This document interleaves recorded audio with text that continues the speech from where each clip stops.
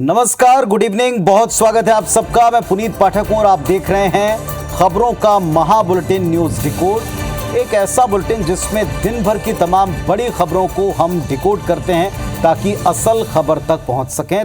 तो आज की सबसे अहम और बड़ी खबर दरअसल हमारे पड़ोस से है। 22 गज की क्रिकेट पिच का माहिर खिलाड़ी परखच्चे उड़ा देती थी, जिसका बैट बॉल को स्टेडियम में लापता कर देता था। वो खिलाड़ी सियासी पिच पर खेलने आया तो हुआ यह कि उसने पहले तो विरोधियों के छक्के छुड़ा दिए क्योंकि उसके सिर पर आका का हाथ था, और फिर जैसे ही आका खफा हुए तो खिलाड़ी सियासी मैदान पर 12th मैन बन गया। यानी जिन्हें नौसिखिया वो समझ रहा था, उन्हीं की गुगली पर वो चैंपियन क्लीन बोल्ड हो गया। तो आज की जो सबसे बड़ी खबर है कि इमरान साहब क्लीन बोल्ड हो गए हैं। पाकिस्तान से खबर है, आखिरकार हुआ वही जिसके बारे में संकेत थे। पूर्व पीएम इमरान खान को आज गिरफ्तार कर लिया गया और उसके बाद से देश में हालात ऐसे कि पूरे देश में 144 धारा लगानी पड़ी।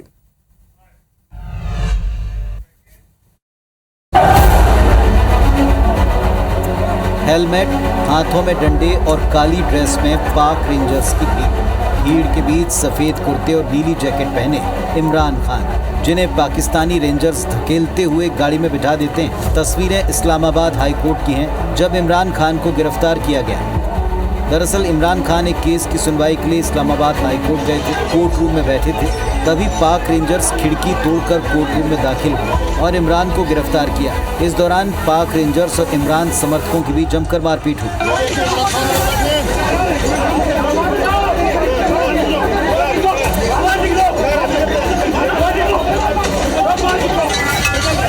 इमरान समर्थकों का आरोप है कि इमरान खान के साथ भी पाकिस्तानी रेंजर्स ने मारपीट की है। अहम बात यह कि इस्लामाबाद हाईकोर्ट जाने से पहले इमरान खान ने एक वीडियो संदेश दिया था, जिसमें उन्होंने पूर्व आर्मी चीफ कमर जावेद बाजवा का नाम लिए बिना जमकर निशाना साधा। इस संदेश को देखकर पता चलता है कि इमरान को अपनी गिरफ्तारी का अंदाजा हो चुका था। कोई इस तरह का ड्रामा ना करें, सीधी तरह वारंट दें। कोई मेरे पर केस नहीं है, कोई इस वक्त केस नहीं है, लेकिन मैं मेंटली ज़हनी तौर पे तैयार हुआ हूँ कि जेल में डालना है। मैं तैयार हूँ जेल में जाने के लिए। मैं जेल में जाने के लिए तैयार हूँ। बीते 1 साल से इमरान खान पीएम पद से इस्तीफा देने के बाद से लगातार प्रदर्शन कर शाहबाज सरकार और पाकिस्तानी सेना पर कई गंभीर आरोप लगाते रहे। तो बार बार इस वीडियो में जो उन्होंने बनाया था गिरफ्तारी के ठीक पहले, वो कहते हैं मैं तैयार हूं गिरफ्तारी के लिए, और आखिरकार वही हुआ जिस बात का अंदाज़ा न केवल इमरान को, देश को, बल्कि दुनिया को था, आपको, हमको भी था। तो आज हम पाकिस्तान की सियासी अस्थिरता का माहौल जो अब फिर दिख रहा है, इमरान खान का भ्रष्टाचार जो केस उन पर चल रहे हैं, और सेना की भूमिका वहाँ इस पूरे माहौल में, इसे हम डिकोड कर रहे हैं। पाकिस्तान में सरकार दरअसल चला वही पाता जिसको सेना का समर्थन मिले। सेना वहां अक्सर तख्ता पलट करती है। इतिहास, सेना ने अपने हाथ खींचे तो इमरान खान को भी प्रधानमंत्री का पद खोना पड़ गया था। अब पीडीएम की सरकार वहां राज कर रही है। इमरान खान पिछले करीब 1.25 साल से खुलेआम जब से सरकार से गए हैं, पीडीएम सरकार, पाक सेना और पूर्व आर्मी चीफ और कुछ टॉप सैन्य ऑफिशियल्स पर गंभीर आरोप सभाओं में लगाते हैं। 2 दिन पहले उन्होंने इन्हीं अधिकारियों पर उनकी हत्या तक की साजिश रचने के आरोप लगाए, वो भी सरेआम।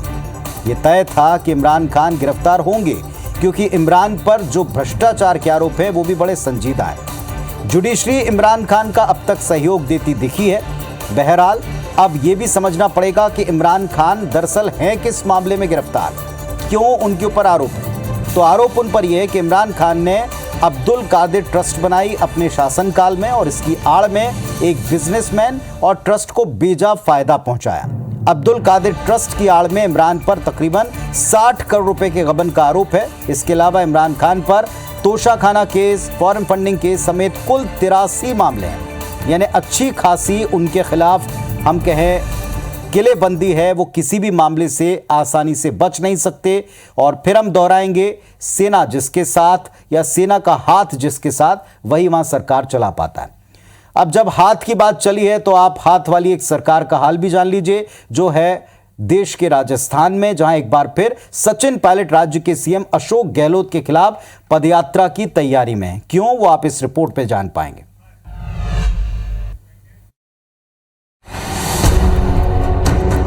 सब्र चाहे जितना रखा जाए पर एक वक्त के बाद टूट ही जाता है, और ये हम सचिन पायलट के बारे में कह रहे हैं, जिन्होंने मंगलवार को एक बार फिर सीएम अशोक गहलोत के खिलाफ बगावत का ऐलान कर दिया है। मैं एक जन संघर्ष यात्रा निकालने जा रहा हूं, जो 11 तारीख को शुरू होगी अजमेर से, और जयपुर की तरफ हम लोग आएंगे।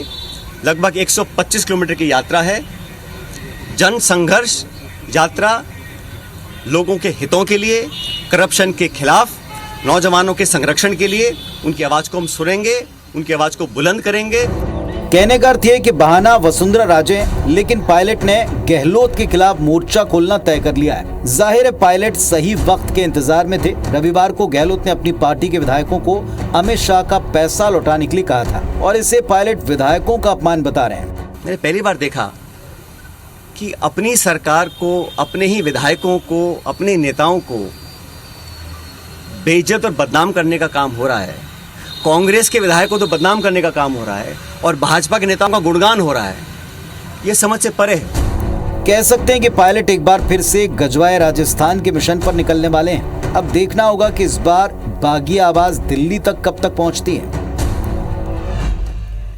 तो साफ है, कहने का अर्थ ये है कि राजस्थान कांग्रेस में बिल्कुल ठीक हालात नहीं है, और ये बहुत पहले से ठीक नहीं है। आखिर इसका जिम्मेदार कौन है, सवाल तो ये उठता है। इसको डिकोड कर रहे हैं। एमपी कांग्रेस जैसी स्थिति राजस्थान में दोहराने वाले हालात बन रहे हैं। शीर्ष नेतृत्व ने राहुल की टीम के 2 अहम सदस्यों को अपने अपने गृह राज्यों में भेजा था। एक ज्योतिरादित्य सिंधिया, जिनको मध्य प्रदेश, और दूसरे सचिन पायलट, जिनको राजस्थान। शीर्ष नेतृत्व ने 2018 में इन दोनों युवा और करिश्माई चेहरों के बूते राज्यों में बहुमत पाया। एक बड़ा कंट्रीब्यूशन करा। दोनों नेताओं को आलाकमान ने सीएम पद को लेकर भरोसा भी दिया। उजागर तौर पर ना सही, लेकिन बताया जाता कि कोई फॉर्मूला तब बंद कमरे में तय हुआ, जिस पर बाद में अमल नहीं हुआ। मध्य प्रदेश में कमलनाथ और राजस्थान में गहलोत मुख्यमंत्री बनाए गए, और तभी से दोनों राज्यों में जैसे जैसे वक्त गुजरता गया, डिसबैलेंस, असंतोष और बगावती तेवर साफ सतह पर दिखते रहे, बार बार रहे। पायलट इसके 2 बार शिकार भी हुए या उसके कारण बने। बगावती तेवर वो दिखा चुके हैं।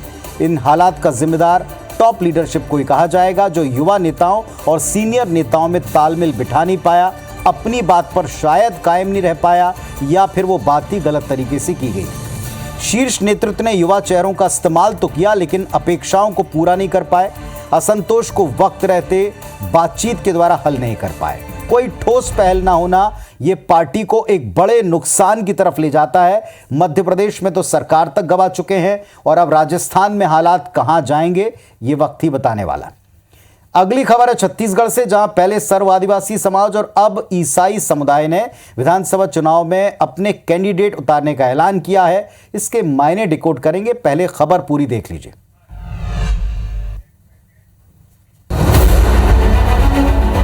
बीते एक हफ्ते में छत्तीसगढ़ में 2 अलग अलग समाज ने प्रत्याशी उतारने का ऐलान कर दिया है। चुनावी दंगल में पहले सर्व आदिवासी समाज और अब क्रिश्चियन समाज ने चुनाव में अपने कैंडिडेट उतारने का ऐलान कर सियासी हलचल बढ़ा दी। पहली बार ईसाई समाज ने बस्तर सरगुजा संभाग में अपने प्रभाव वाले इलाकों में उम्मीदवार उतारने का फैसला किया है। कैंडिडेट तो उतारेंगे, तीसरे विकल्प की ओर तो हम लोग का झुकाव है। आज हम लोगों को एक फुटबॉल बना के रखा हुआ है, उससे हम लोग बहुत दुख है।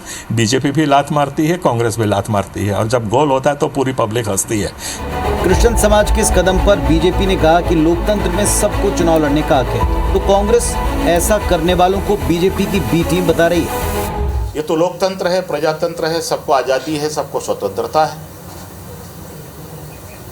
तो इसलिए कोई भी चुनाव लड़े।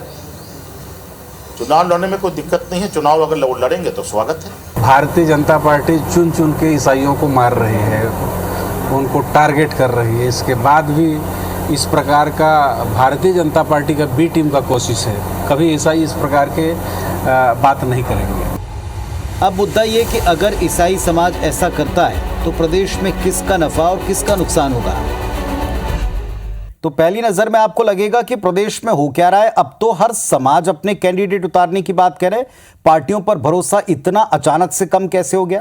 कहने का मतलब ये, ईसाई समाज राजनीतिक अधिकारों की तरफ ख्वाहिशमंद है। सवाल उठता है क्यों ऐसा हो रहा है, असर इसका किस पर पड़ेगा। डिकोड करते हैं। छत्तीसगढ़ में अक्सर धर्मांतरण का जब भी जिक्र हुआ है तो निशाने पर ईसाई मिशनरीज ही रही हैं। आदिवासी इलाकों में मूल आदिवासी और धर्मांतरित आदिवासियों के बीच में विवाद खुलकर सामने आता रहा है। हालात यहां तक पहुंचे कि धर्मांतरित आदिवासियों के दाह संस्कार को लेकर अक्सर उन इलाकों में अशांति और विवाद की स्थिति बनी, जिसमें प्रशासन भी कई बार असहाय दिखा। बस्तर के इस माहौल का आदिवासी समाज पर भी गहरा असर पड़ा। सरकार पर संरक्षण को लेकर दबाव बनाया गया तो थोड़ा बहुत वो भी तटस्थ हुए और इसके बाद अब ईसाई समुदाय खुद को उपेक्षित और राजनीतिक तौर पर इस्तेमाल किया हुआ मानता है। कहता फुटबॉल बनाकर रख दिया। अपनी एकता और ताकत अब ये समुदाय दिखाना चाहता है, संदेश देना चाहता है कि पूरा समाज अगर एकजुट हुआ तो फिर वो कितना असर छोड़ेगा। अब सवाल ये कि वाकई ईसाई समुदाय अगर चुनाव में कैंडिडेट उतार देगा तो नुकसान किसको होगा। तो हकीकत ये कि पारंपरिक तौर पर ईसाई समुदाय को कांग्रेस का वोट बैंक माना जाता है और ऐसे में नुकसान कांग्रेस पार्टी को होना तय है और इसीलिए कांग्रेस ने कहा कि दरअसल ये सब बीजेपी का प्रोपेगेंडा है और इसके पीछे एक बी टीम काम कर रही। देखते हैं पहले कि क्या ये दबाव काम करता है या वाकई कैंडिडेट मैदान में उतरते हैं। अगली खबर भी मध्य प्रदेश से, जहां मंगलवार को शिवराज कैबिनेट ने डिफाल्टर किसानों को बड़ी राहत दी तो दूसरी तरफ कमलनाथ ने आधी आबादी को साधने वाली घोषणाओं का लिखित प्रपत्र जारी किया।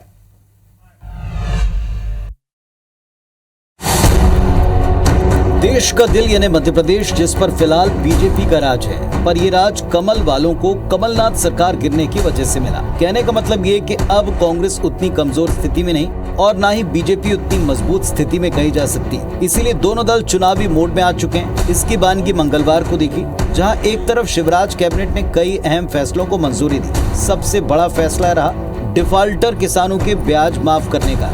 झूठी कर्ज माफी के कारण किसान ब्याज के बोझ में दब गया था और बाकी किसान भी ब्याज उनके ऊपर हो गया डिफाल्टर होने के कारण, उनका ब्याज भी सरकार भरेगी। तो एक तरफ सरकार ने खजाना खोला किसानों के लिए तो दूसरी तरफ विपक्ष में रहकर कांग्रेस भी पूरा जोर लगा रही है। कमलनाथ ने मंगलवार को नारी सम्मान योजना अभियान का शुभारंभ किया और आधी आबादी को साधने की कोशिश की। इसके तहत कांग्रेस ने सरकार बनने पर महिलाओं को 500 रुपए में गैस सिलेंडर और 1500 रुपए प्रतिमाह देने की घोषणा की है। माताओं और बहनों को हर महीने 1500 रुपए चाहिए, 500 रुपए में गैस सिलेंडर चाहते हैं। समय दूर नहीं है, 500 रुपए का गैस सिलेंडर आपको मिलेगा। साफ है कांग्रेस हो या बीजेपी, दोनों अपने अपने वोट बैंक को मजबूत करने में लगे हैं। हालांकि अचरज की बात कुछ भी नहीं है। जो कुछ भी आज हुआ उसके संकेत पहले भी मिले, पहले भी कई बार कहा। मंगलवार को मध्य प्रदेश में घोषणाओं का दिन कहें तो गलत नहीं और इसी बहाने आज कैसे दल अलग अलग वर्गों को साधने के लिए बाकायदा ये वायदे करें, इसको डिकोड करें। विज्ञापन की दुनिया में एक शब्द होता है टीजी, जिसका अर्थ होता है टारगेट ग्रुप। ग्राहकों का वो ग्रुप जिसके लिए वो प्रोडक्ट बन सकता है या उसी ग्रुप में अच्छी तरह से कमाई कर सकता है। आज बीजेपी और कांग्रेस पार्टी ये कहने में शायद संकोच करें, लेकिन ये साफ दिखता है कि अब उन्हीं कॉर्पोरेट्स की तर्ज पर पूरे प्लान किए जाने वाले अभियान है। पूरी तरह से ग्रुप्स को फिक्स करने की कोशिश है। ऐसी कोशिश पहले भी हुई है। एक दूसरे की निंदा करने का नैतिक अधिकार किसी दल को नहीं बनता, चाहे बीजेपी या कांग्रेस। पिछले चुनाव के ठीक पहले कांग्रेस किसानों की कर्ज माफी का ऐलान लेकर आई थी। अब बीजेपी उस बात को याद करते हुए कर्ज माफ भले ही ना करे, लेकिन जो उनका ब्याज है उसको माफ कर रही है और 2 लाख तक जो पहले वायदा था उसको जोड़ा है कि 2 लाख तक का हम ब्याज माफ करें। शिवराज लाडली लक्ष्मी, लाडली बहना योजनाएं चलाकर आधी आबादी को साधने का प्रयास कर रही है तो कांग्रेस उसके जवाब में नारी सम्मान योजना लेकर आई है। इसमें पैसे ज्यादा देने का भी वायदा और सबसे बड़ा गैस सिलेंडर 500 रुपए में देने का बड़ा वायदा इसमें शामिल है। ये भी जान लीजिए कि पिछले चुनाव से पहले मंदसौर में पुलिस की गोली से 6 किसानों की मौत हुई, जो कांग्रेस के लिए बड़ा मुद्दा बना था। लेकिन मंदसौर की 4 में 3 विधानसभा सीटों पर बीजेपी को जीत मिली थी। यानी राजनीति में कुछ भी कभी भी हो सकता है। घोषणाएं अच्छी हैं, किसी वर्ग को अगर इसमें वाकई फायदा मिले तो इसमें कोई बुराई नहीं। और अब आम जनता, वोटर्स या ये वर्ग भी उसे इसी अंदाज में लेते हैं कि भले ही चुनाव के वक्त सही, लेकिन किसी घोषणा पर आगे उनको कुछ मिले तो अच्छा है। अगली खबर दिल्ली से, जहां सुप्रीम कोर्ट ने फिल्म द केरल स्टोरी पर रोक लगाने की मांग वाली याचिका को स्वीकार कर लिया। 15 मई को अगली सुनवाई।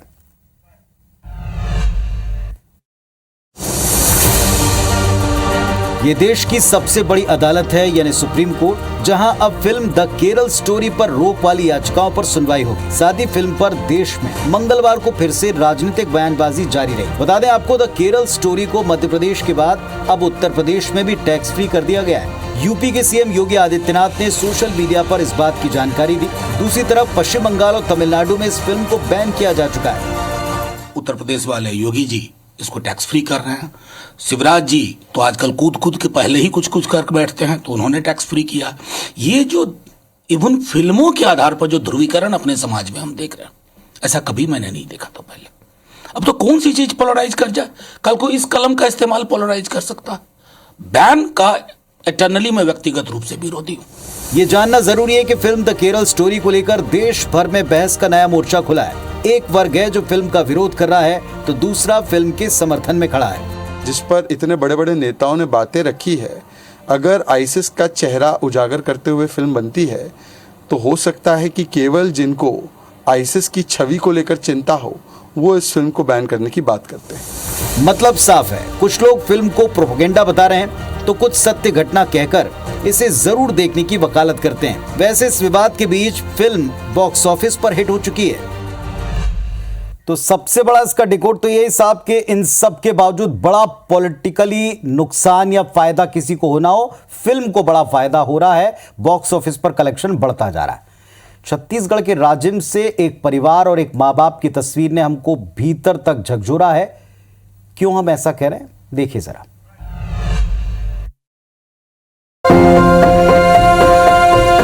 पैरों में रस्सी, इधर उधर हैरानी से मामले को समझने की कोशिश और आखिर में माँ की गोद में खुशी से सिर रख लेना, माँ के सिर पर हाथों से थपकी देना। ये 12 साल का शीतल साहू है जो राजिम के फिंगेश्वर ब्लॉक के ग्राम लोहरसी का रहने वाला है। शीतल को उसके माता पिता रस्सी से बांध कर रखने को मजबूर है, क्योंकि शीतल का मानसिक संतुलन ठीक नहीं। वो कई बार घर से भाग चुका है। माँ बाप को डर है कि कहीं वो किसी दुर्घटना का शिकार ना हो जाए। विडंबना ये कि शीतल 80% दिव्यांग है। बावजूद इसके उसका ना तो आधार कार्ड बना है, न राशन कार्ड में उसका नाम है और न ही किसी योजना का लाभ ही मिल पाता है। 10 साल हो गए जैसे अपंग रहते हैं, हम भाग गए थे और जैसे कि हम रस्सी बांध के रखता। तो गोड़ में रस्सी कार बांधे वो कपड़ा घेर देते ऊपर से और सड़ते सड़क भाग गए थे लेकर। जब अफसरों से इस बारे में पूछा कि वो हर लाभ से वंचित क्यों हैं, तो उनके पास इसका कोई जवाब नहीं। पहले तो हम अपने सरपंच और हमारे जो भी करारोपण है उनके माध्यम से इनका आधार कार्ड बनवाएंगे। उसके अलावा शासन से जो भी संभावित लाभ हो सकते हैं अलग अलग योजनाओं के, हम उसको प्रदान करने की पूरी कोशिश करें। कुदरत के कहर, माँ बाप की बेबसी और सिस्टम की लापरवाही, कुल जमा यही है शीतल साहू की आज की कहानी। कई बार मीडिया में देखने के बाद अधिकारियों की आंखें खुलती हैं। उम्मीद करते हैं इसे देखने के बाद उनकी आंखें खुलेगी। आज के न्यूज़ डिकोड में बस इतना ही। आप बने रहें हमारे साथ। आगे मेरी सहयोगी रचना और आकांक्षा लेकर आ रही हैं MPCG 2020। कल इसी वक्त आपसे मुलाकात होगी। नमस्कार, शुभ रात्रि।